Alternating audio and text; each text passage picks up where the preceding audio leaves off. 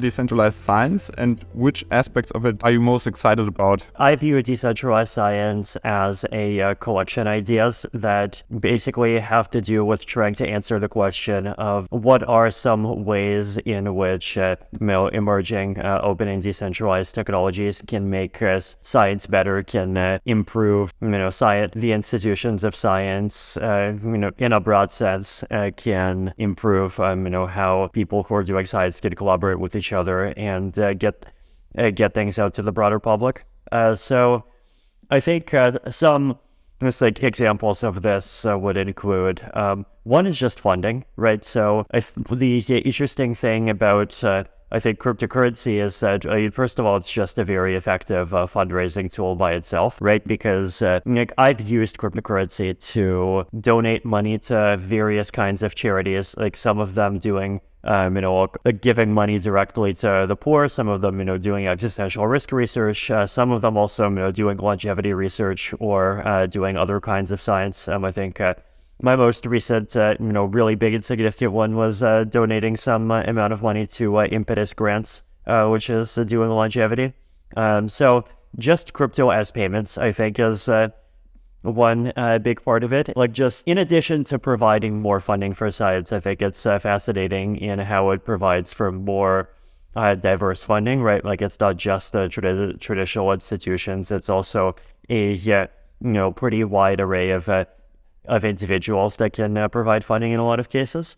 Then going a bit beyond that, there's things like DAOs and things like quadratic funding and all of these different tools that try to create a more crypto native and more structured approach to funding different kinds of science projects, right? So quadratic funding in general, it's this kind of decentralized and democratic way of choosing where the funds from a particular funding pool go.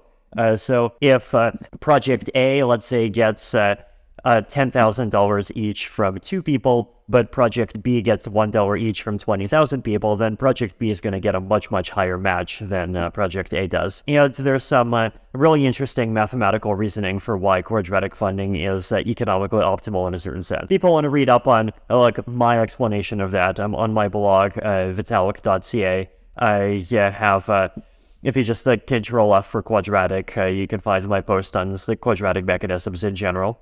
And then I think we also want to kind of go a bit beyond quadratic funding by itself, right? Like, there's the concept of DAOs in general, and there have been more and more DAOs. Like, there's Vita DAO, there's other kinds of DAOs now that are trying to organize the process of deciding who to fund in all kinds of more structured ways, and even going beyond just the funding question.